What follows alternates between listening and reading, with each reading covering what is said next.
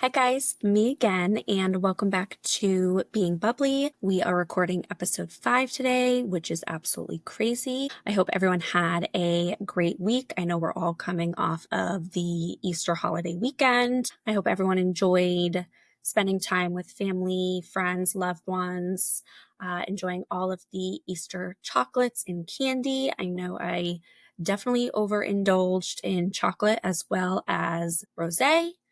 Still feeling the effects from that and from this weekend. I have to say, waking up hungover Easter Sunday is not ideal and I do not recommend. But yeah, it was honestly such a great weekend. We were with family, had my family come and stay the weekend, which was wonderful. And then Sunday, we spent some time with Kevin's family. A lot of family time, but like I said, it was a great weekend and the weather was beautiful. So can't complain. Lily Fit Check. I have, of course, my new Lily top. It actually is a two-piece set. So it comes with a really cute pair of trousers that I don't have on right now. I am currently in sweatpants, but I am a little chilly. So I decided to throw on this little sweater slash, I don't really like my arms. So, we're just going to do a little covering them up. But yeah, all right, let's get into today's episode. So today is our official NICU episode. I'm so excited to shine light on just like NICU awareness in general, but also be able to share our journey with Millie being a NICU baby, and just kind of our experience and where we are today.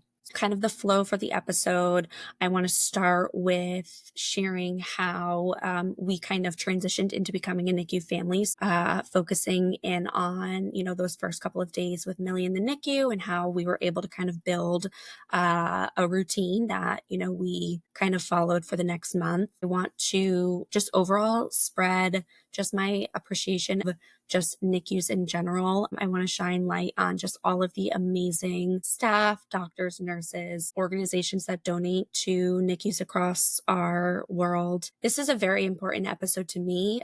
I've been very anxious about this all week. I've actually sat down to record a couple different times and just like never felt like it was right. So I am just going to see how we do. And just a little disclaimer out there. This was a really emotional time for my family. And so thinking about all of the different things that I wanted to talk about today have definitely like brought up some of those memories and experiences. Very therapeutic, I have to say, like starting this whole podcast has been very therapeutic for me and very happy that I started this journey. But yeah, it doesn't mean that it's not challenging or that I'm not anxious, but let's see how we do. So picking up where we left off in episode 4, the day that Millie was born, that was obviously her first day where she was in the NICU. And so I know I kind of briefly touched that we had all of our family come and meet us at the hospital, and we were able to bring them down one at a time to meet Millie, which was such an amazing experience. It's something that I think about often, and it is something that I carry with me, where obviously I know that the birth experience that we had with Millie was Kevin and my experience as parents, but something I didn't really think about at the time was Millie being the first grandchild and first niece on both of our sides. This was also their first experience with the baby. And so thinking about, how everyone had to meet her in that type of setting is really hard. And of course, looking at where she is 16 months later, she's doing phenomenal and she was where she needed to be. But that is definitely something that I think about, that my parents met her when she was in her little incubator. My sisters met her. Kevin's parents and siblings met her when she was, in her little box. And that's definitely something that I've struggled with a little bit, but that's just part of her story and part of that experience. So after everyone was able to meet her, I was very fortunate enough where they let me go home the next morning. So we slept at the hospital that night, woke up, obviously went straight down to the NICU, checked on her, wanted to hear how her first night went. And then they were able to discharge me, which is a very weird feeling because I was so excited to get out of the hospital. I had been there for 2 weeks. I wanted to go home. It was Christmas Eve. I wanted to see my dog. I wanted to shower. But I was also so sad and nervous, and honestly didn't really know what to feel leaving Millie in the hospital. When I walked out of the hospital that day, honestly, any parent that walks out of the hospital after having a baby and you walk out without your child, that is devastating. And you walk out and you become a different person. And I obviously don't remember how I felt at that moment in time. I wasn't comprehending what was really happening, that I was leaving my 1 day old baby. And so this is something that I've had to really kind of unpack and process many months later. But looking back, that was such a pivotal moment for me because I am a completely different person than I was when I, naively walked into that hospital 2 weeks before giving birth, thinking that I was going to leave after an hour. But that experience in itself battered me into a million different pieces. And sometimes I still feel like I'm putting those pieces together, but it is a very surreal moment that, again, is part of my story and part of my journey with Millie. It was Christmas Eve. I was able to go home. I was so excited when I walked in the door. And obviously, our friends and family had decorated the house to kind of welcome me home. My sister had stocked the fridge with food. And I just was so excited to see my dog take a shower and get into bed because I was, post delivery by 1 day. And I remember I got into bed, and the last time I saw my dog, obviously I was pregnant. And they do say that dogs can sense that and sense the hormones. And so I had gotten in bed, and Lou came up into bed and just put his head right on my belly. That was one of the things that I remember about that day in particular, because I was so sad that Millie wasn't there with me, and I was just emotionally drained. I was exhausted. And I just remember sitting there, and Lou had his head on my belly. He was probably very confused as to where I was and then why all of a sudden is the baby not in my belly. But that was just a moment and a memory that just like sticks out for me during, those early postpartum days. After I took a very long nap, we decided that we wanted to celebrate Christmas Eve with some family and friends, which was definitely much needed. And so we got ready. We headed over to the hospital to check in on Millie to see how she was doing. We read her The Grinch. We took some first family Christmas Eve photos, and then we went to our friend's house to celebrate Christmas Eve. And next morning was Christmas. I actually don't think I spoke really much that Christmas Day. I think just being so exhausted, being depressed that Millie was in the hospital. I wasn't with my family. Kevin's family, we had just found out, had COVID. So we were just like stuck, the two of us, and we didn't know what to do. That was a tough day. But we, of course, went in to visit Millie. We took some Christmas photos. It was a very weird feeling because it was technically her first Christmas, but I obviously didn't plan for that. And so, I had always thought I was going to have all of these cute little outfits and things for Millie's first Christmas. I had nothing, didn't even have like pajamas that said first Christmas. But I will say, when we walked into the NICU, they had decorated her little area with Christmas decorations, and she had a stocking, and Santa had come, and there were little like toys and books and everything. So it was really, really cute. And it just meant a lot to Kevin and I because we were just so out of it. And like Christmas was the last thing on our mind. And so to see that, Santa stopped by and saw the little babies was really special. And that was basically kind of our transition into the NICU. And from those first couple of days, we really tried to build up our own NICU routine and kind of our new norm. So that kind of consisted of, when I was home, I was in bed, I was resting, trying to recover. I was pumping every 3 to 4 hours. I was not able to breastfeed her simply because they needed to make sure she was getting enough milk and nutrients. And so I was strictly pumping at that point, trying to keep up with the supply It's really challenging if you have a baby that's in the NICU because you're not, doing that skin to skin as much as you would with your baby home with you. And so it's very common for moms to not have a large supply of milk just because you're not with your baby 24/7. I was just trying to pump as much as I could to supply Millie with as much milk as I could. But they were supplementing her with formula as well, just because she needed that extra support and those extra nutrients. In terms of kind of our daily routine as a NICU family, so we would wake up and every morning, usually around 8, 9 o'clock, we would get a call from the NICU if we weren't already there. And one of the things I loved, and this just made me feel so a part of what was going on in the NICU when I wasn't there and being a part of those decisions when the doctors would do rounds every morning. So when the night doctor would switch with the on-call day doctor, they would go through each baby. They would do like a little mini checkup, check vitals, and go through some of the things that happened overnight. And so if you were not in the NICU when they were doing their rounds, they would call you so that you could be a part of it and ask questions and hear everything that the doctors and nurses that were with her all night had to say. So we tried to get there as much as we could, but it being so early in the morning, sometimes, we were just part of that by telephone.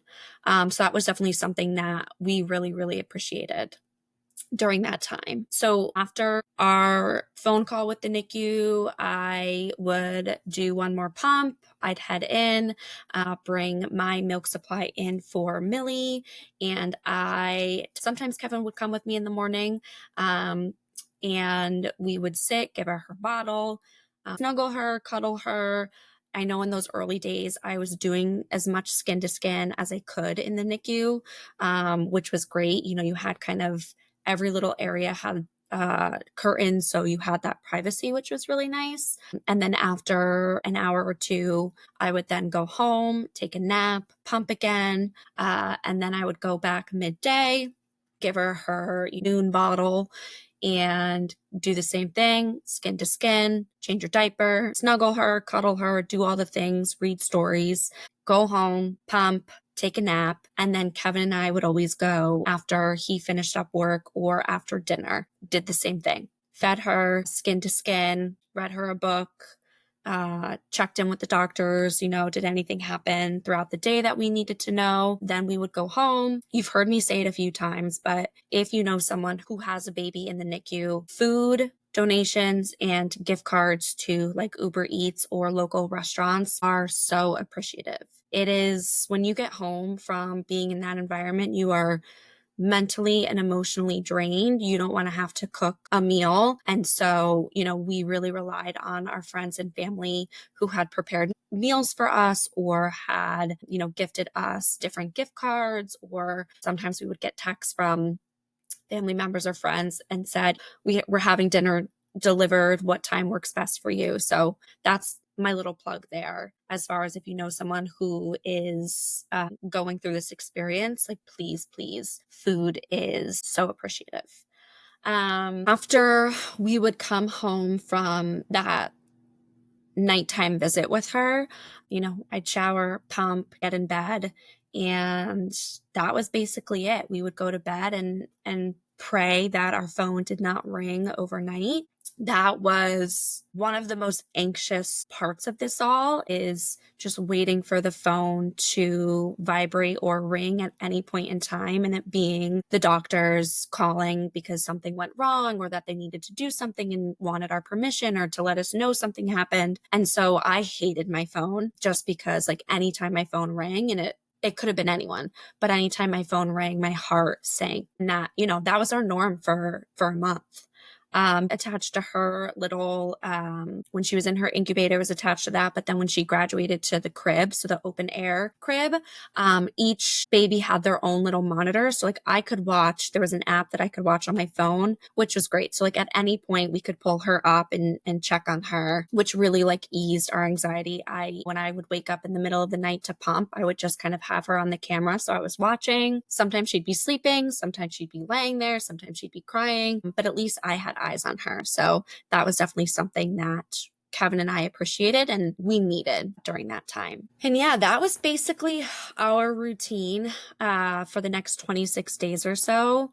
I really tried to get there, if not 3 times a day, at least twice, just so I, could give her bottles and, of course, drop off my milk supply. I will say that after probably 2 weeks of her being in there, my supply was so low that I wasn't really supplying that much. She was about 90% formula, which the doctors actually at that time recommended just because she was so tiny and that they wanted to give her those extra nutrients. So she was on a special formula. So that definitely was like a whole other mental piece to it, not being able to produce enough milk.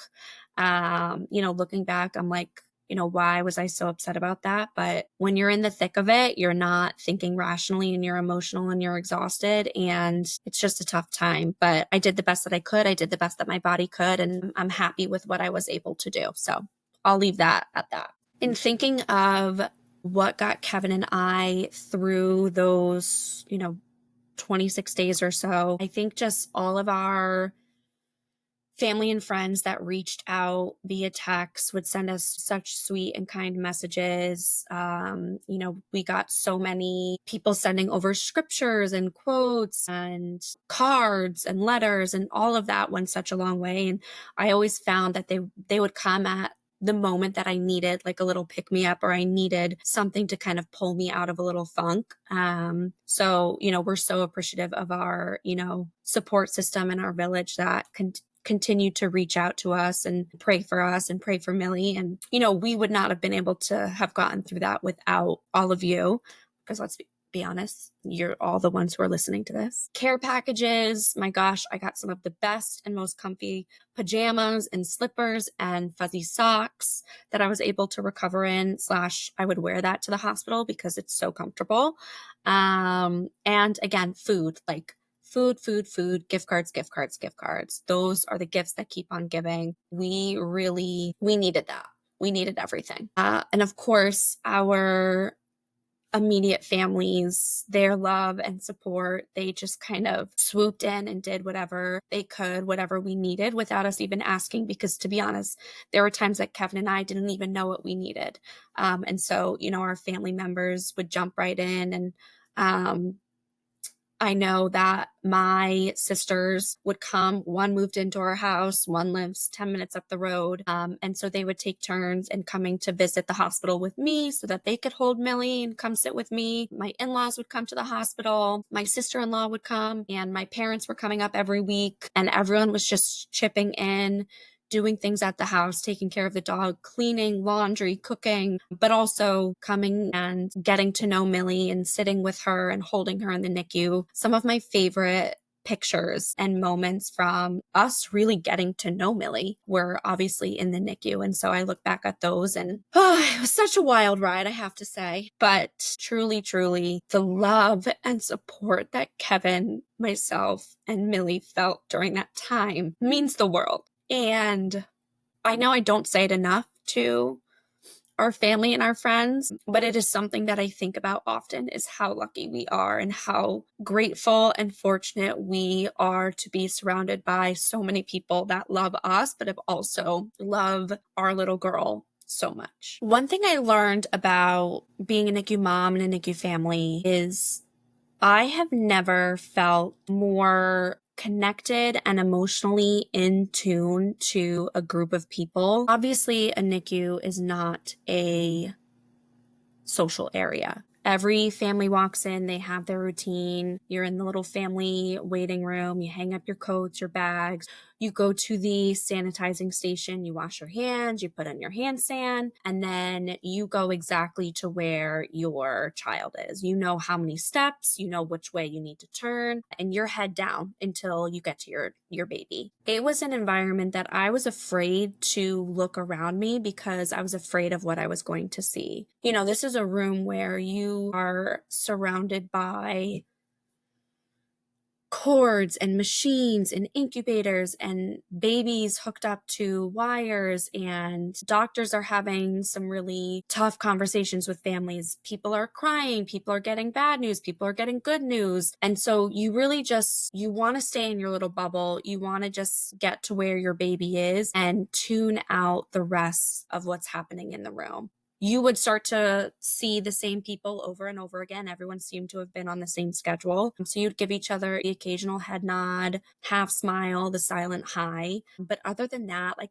no one really chatted. And I think that really surprised me. Not that I ever expected it to be like a social hour, but we're all feeling the same thing. We're all going through something so similar. It's just a very unique situation. But you're in this room with all these other parents that are going through exactly what you're going through, are feeling exactly what you're feeling. And yet there's nothing you can say, and there's nothing to say. And, sometimes that half smile or the silent hello or head nod was enough. But so I do have a happy story. On our way to Millie's area, she actually had a great spot in her NICU. She had a window view. And so we were able to, because we got to know all of the nurses and doctors from my stay at the hospital. She was right at the window where the nurses station was, so we would be able to wave and they would come in and see us. So she did have some really nice real estate in there, I will say. But on our way to get to her area, you had to walk by this obviously area with a baby, and in this area was this recliner. And this woman, every time we were there, she would be in the recliner with her child. I never knew if it was a boy or a girl. I never looked long enough. But we would do the half wave, head nod, whatever it was. And that was it. And we left before that other baby had. And so once you leave, you kind of just tune the rest of it out and kind of forget about it all. But fast forward 3-4 months later, I was in a local mommy and me group, and it was our first day, and Millie and I walk in, and this woman comes right up to me and was like, "Oh my gosh, were you in the NICU?" And I was like, "Yes." And then I looked at her, and she was the woman from the recliner. And I was like, "Oh my gosh."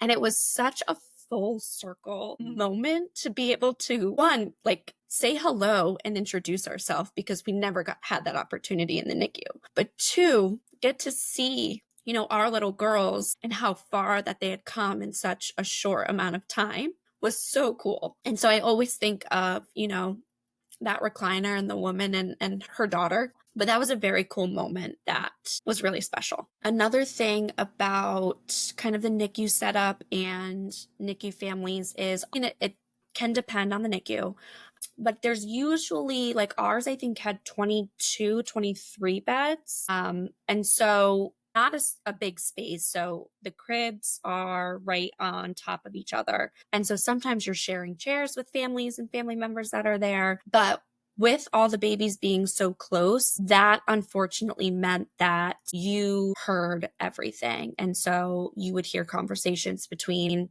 families, you would hear conversations with doctors and families, and sometimes it was good news. Unfortunately, a lot of time it was negative news. And so you felt all of the emotion that every single family member was feeling in there. And when, another baby got bad news, you felt that within your entire being. So that was a really big surprise, and that was challenging. So that was a hard part of being in the NICU, was hearing and seeing what other families are going through and what's kind of happening to some of the babies that, we called them Millie's neighbors. And so my heart goes out to any family in this situation, because I lived it, I breathed it for a period of time, and it is not an easy place to be. I will say, like, for Millie in particular, we knew going into it, like, she was a very healthy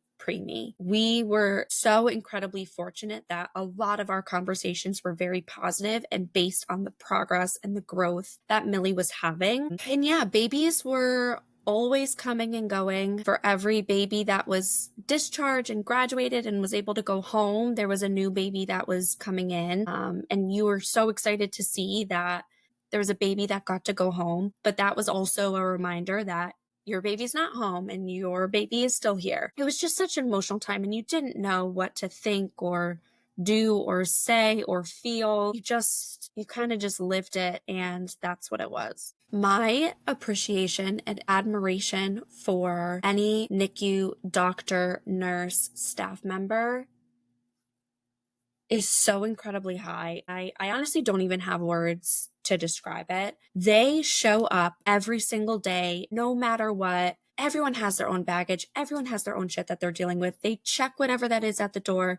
They come in, they have a smile on. They are the most nurturing and loving human beings on this planet. Like, I will stand by that. They are true heroes. First of all, they are taking care of our world's most vulnerable people, sick babies. And they do it with the most love and compassion and kindness and always having a smile on their face.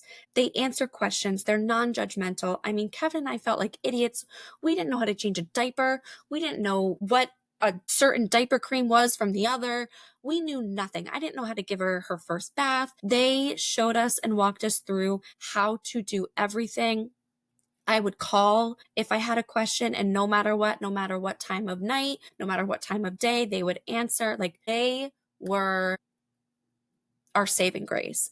And I will forever be grateful and thankful to any person, any NICU staff. I just cannot say enough, like, how from the bottom of my heart, like, I appreciate every single one of them. They are, and they were Millie's biggest cheerleaders. One thing that I want to do with this new platform, and obviously I know I'm growing a following and an audience, but I really want to look into how I can support my local NICU, but just also support and bring awareness to our NICU doctors and nurses, because they are truly takes a special kind of person, and my heart goes out to every single one of them. I have the utmost gratitude. You are an incredible human being if you are working in a neonatal intensive care unit, and I love you and I thank you. Okay, so a couple of things that I was unprepared for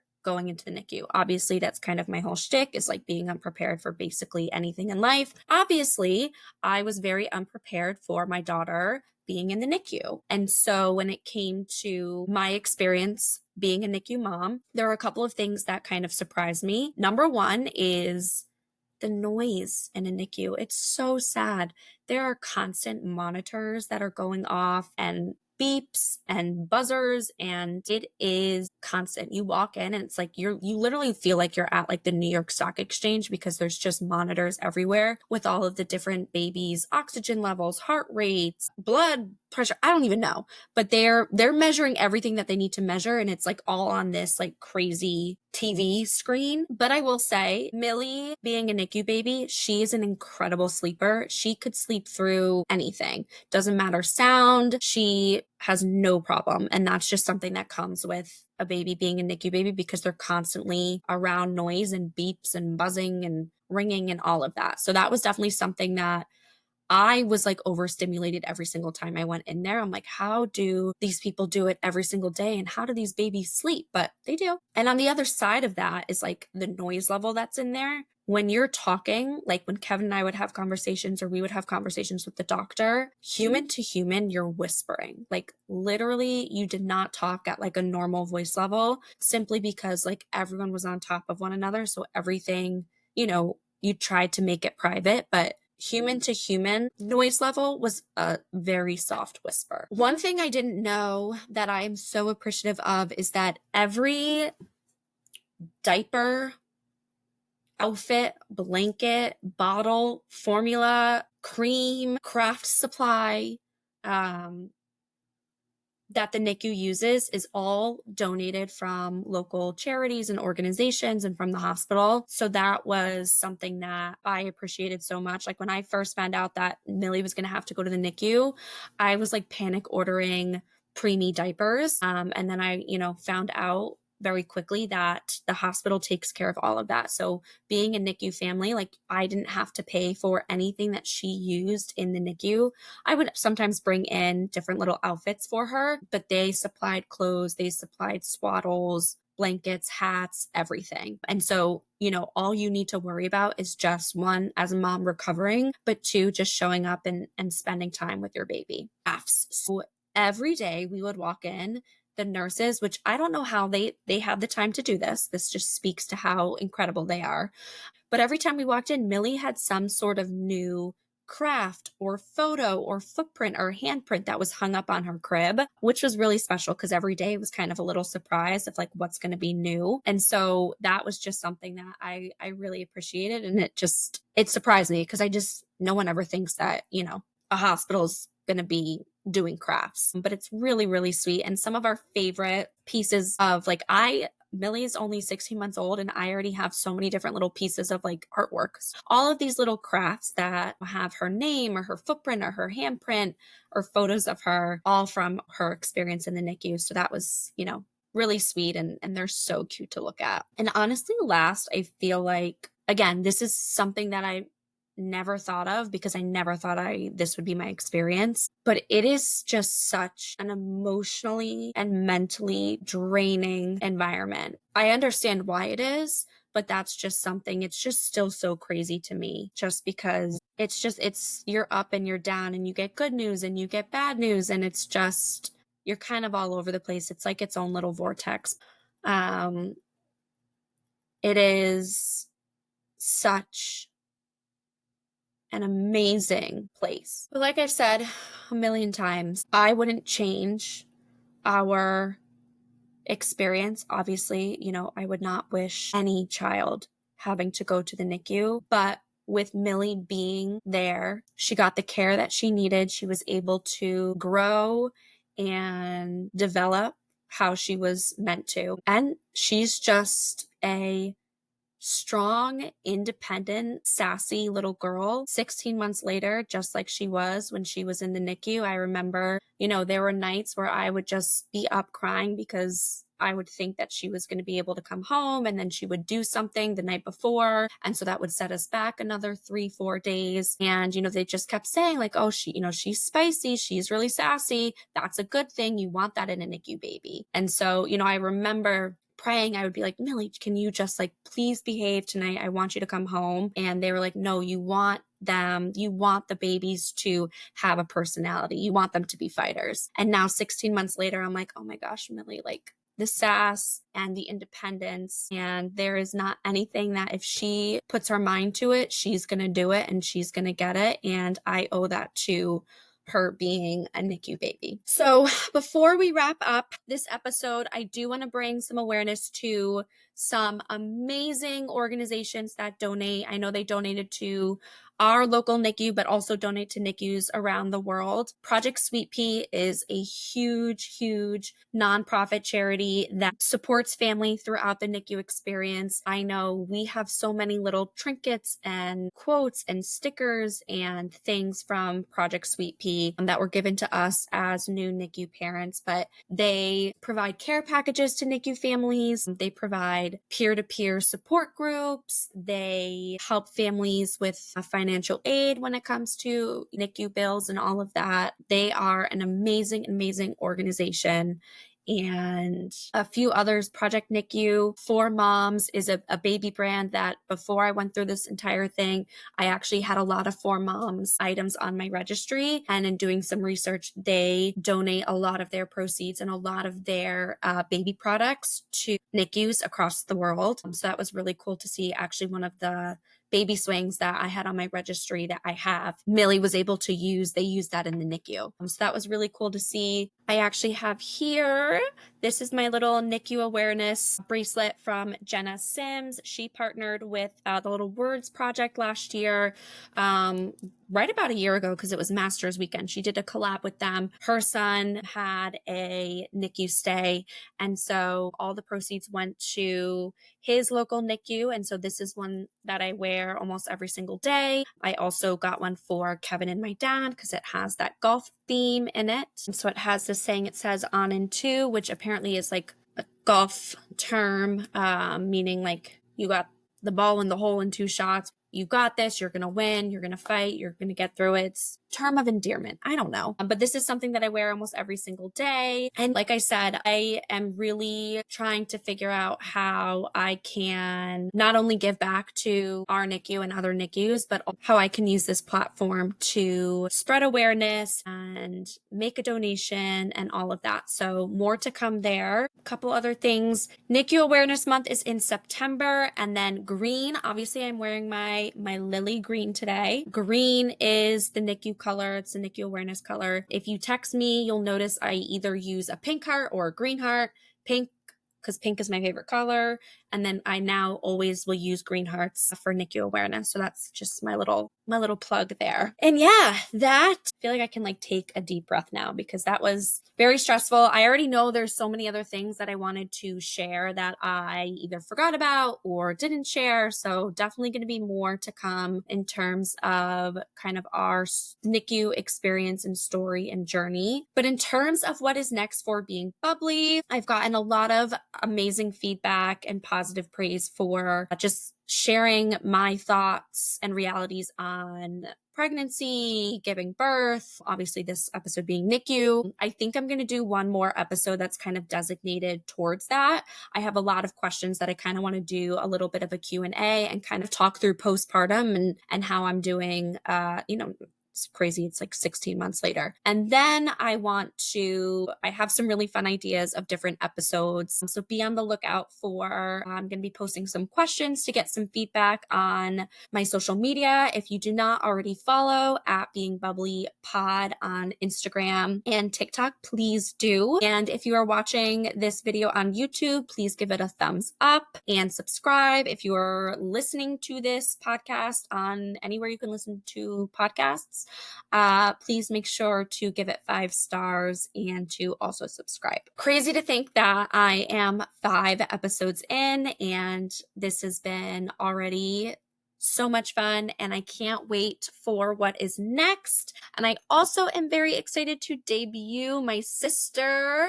Oh, you can't really tell. She is like the cricket queen. So she cricketed me a little Being Bubbly champagne glass. And so to that, cheers to being bubbly, and we'll talk soon. Bye.